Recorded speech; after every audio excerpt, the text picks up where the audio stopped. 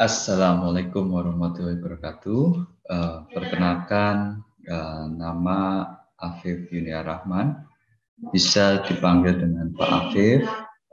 Di sini Pak Afif ya akan menjelaskan materi kedua, yaitu pemrosesan bahasa alami pada topik ya aplikasi pemrosesan bahasa alami. Nah, mahasiswa perlu ketahui ya, aplikasi pemrosesan bahasa alami yaitu ada dua, text based application dan dialog based application. Untuk text based application ya mencakup segala macam aplikasi yang digunakan untuk proses teks tertulis ya, misalnya buku, berita ya, berita surat kabar atau elektronik, atau email, atau sosial media ya, sosial media Facebook, Twitter, atau Instagram. Nah, contoh dari text-based application, ya misalkan untuk mencari topik tertentu dari buku yang ada di perpustakaan. Nah, ini kita misalkan pakai perintah database untuk mencarinya. Nah, database ya yang struktur ya, kita biasanya hanya dapat judulnya saja di situ. Nah, kita bisa menggunakan pemrosesan bahasa alami ya untuk meringkas ya buku yang tebalnya 200 halaman. Kita bisa meringkasnya. Apakah intisari dalam satu buku itu? Atau kita meringkas ya per babnya. Nah, ini sangat membantu sekali untuk pembaca mendapat intisari dari buku yang sedang dicari ya. Ini. Kemudian kita bisa mencari surat atau email yang jumlahnya banyak. Dengan pemrosesan bahasa alami kita bisa mengkelompokkan ya email-email tersebut berdasarkan topik tertentu. Ya, tapi kalau kita menggunakan database yang struktur, ya, nah kita hanya mencari tertentu, tidak bisa mengkategorikan yang unstructured, ya, atau kita tidak bisa meringkas, ya.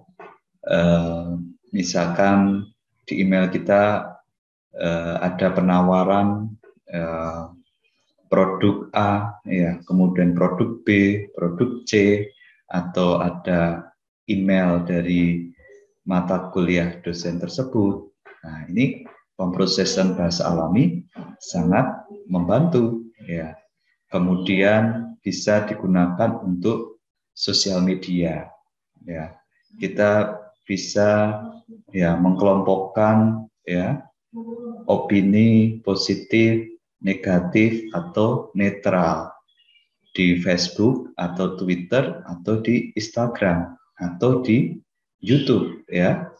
YouTube pun juga ada komentar ya, walaupun YouTube ini uniknya adalah video, kemudian Instagram ya uniknya adalah image yang awal-awalnya komunikasi dengan berbagi pengalaman dengan jejaring kita menggunakan foto selfie atau gambar.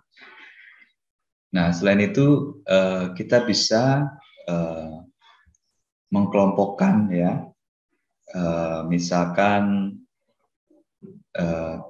chat-chat ya di sosial media, ini chat perkuliahan, ini chat pekerjaan, ini chat bisnis, atau ini chat pelayanan. atau layanan.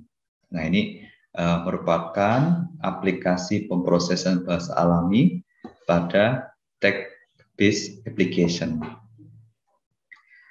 Selanjutnya, pemrosesan bahasa alami pada text-based application bisa menerjemahkan dokumen ya dari satu bahasa ke bahasa yang lain. Mahasiswa sekalian banyak yang menggunakan ya, contohnya Google Translate ya. Google Translate untuk menerjemahkan ya bahasa Inggris ke bahasa Indonesia di situ, atau dari bahasa Inggris ke bahasa Indonesia ya, atau bahasa Indonesia ke bahasa daerah. Nah, ini. Nah, di Google Translate sudah ada translate ya dari bahasa Indonesia ke bahasa Jawa dan bahasa Jawa ke Indonesia. Namun untuk bahasa Jawa ya masih umum ya, belum membedakan antara dialeknya bahasa Jawa Timuran, bahasa Jawa Tengah. Nah, bahasa Jawa Tengah pun ada juga yang bahasa Jawa halus ya atau Mataram, kemudian bahasa Jawa Ngapak ya Jawa Tengahan, kemudian ada bahasa Jawa Timur, bahasa Jawa Mataram, bahasa Jawa Madura, atau bahasa Osing ya Banyuwangi. Nah, ini macam-macam ya, contohnya Surabaya dan Malang biasanya pakainya arek. Tapi kalau Jawa Tengahan, ya Solo, Jogja, ataupun Salatiga, Semarang biasanya pakainya cah-cah ya. Dari singkatan bocah, bocah di situ. Dan ada lagi bahasa misalkan yang berbeda ya maknanya. Contohnya mari ya di Surabaya dan Malang digunakan untuk selesai. Tapi kalau di bahasa Jawanya Jawa Tengah itu kata mari digunakan selesai dari sembuh ya. Nah, kalau Jawa Tengahan selesai sembuh itu mari, tapi kalau Jawa Timur mari itu selesai. Nah, kemudian ada kata waras ya Surabaya Malang, kalau Jawa Tengah waras itu orang selesai gila. Nah, ini juga berbeda. Nah, ini pentingnya pemrosesan bahasa alami ya, apalagi mahasiswa sekalian bukan berasal dari kedua daerah tersebut ya. Ini kita bisa mengembangkan aplikasi pemrosesan bahasa alami. Kemudian unik lagi misalkan bahasa Malang ya yang suka dibalik-balik ya, misalkan kerang ngalam ya, arek Malang ya. Kemudian saya dibalik ayas. Nah, ini unik ya, ciri khas dari bahasa Malang ya, dialek Malang ya. Nah, kemudian bagaimana Pak kalau dialek Sunda? Nah, ini Pak Afif tidak bisa ngasih contoh ya, karena Pak Afif tidak bisa bahasa Sunda. Tapi kalau bahasa Jawa Tengah Ngapak ya, kayak nyong ya, itu kalau bahasa Jawa Madura atau bahasa Jawa Mataram itu aku di situ. Kemudian pancet ya Surabaya Malang itu. Tapi kalau Jawanya Mataram tetap ya. Kemudian mau ke ya itu bahasa Jawanya Madura ya Surabaya Malang KT ya. Tapi kalau bahasa Jawanya Jawa Tengah itu Arab. Nah ini sama-sama Jawa tapi sebagian besar bahasanya juga berbeda di situ. Biasanya kalau bahasa Jawa Timuran itu Surabaya Malang itu gawe ya, tapi kalau Jawa Tengah nganggu. Nah ini sangat menarik sekali di situ untuk kita teliti ya dengan menggunakan metodologi pemrosesan bahasa alami dan algoritmanya. Demikian. Selanjutnya aplikasi pemrosesan bahasa alami ya dalam bentuk dialog based application. Nah, idealnya pendekatan ini melibatkan bahasa lisan ya atau pengenalan suara.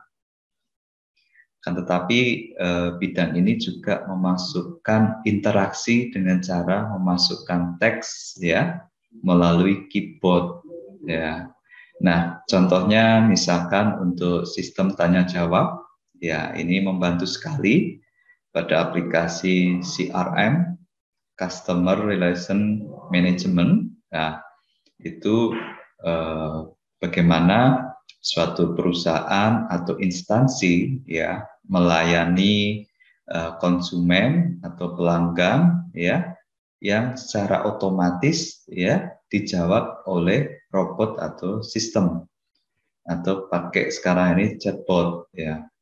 Jadi kita bisa melayani pelanggan ya, misalkan online, mahasiswa sekalian punya usaha Shopee Food, GoFood ya, itu karena sibuk melayani atau multitasking dengan pekerjaan yang lain atau kuliah, ya bisa dibuatkan aplikasi chatbot ya. Jadi konsumennya tidak akan lari atau pindah ke yang lain ya, karena kurang cepat responnya. Nah ini aplikasi pemrosesan bahasa alami untuk dialog based application.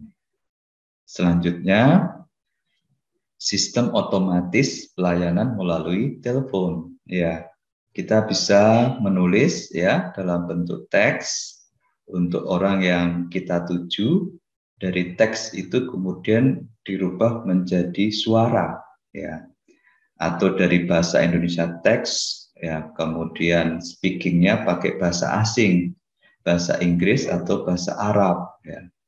Sebagai contoh, Pak, saya waktu umroh ya, saya ini kan bisanya bahasa Indonesia, bahasa Inggris ya. Orang Arab tidak bisa bahasa Indonesia ya, atau bahasa Inggris, hanya bisa bahasa Arab, bahasa nasionalnya. Dan ada lagi yang bisa memang bahasa Indonesia mempelajari.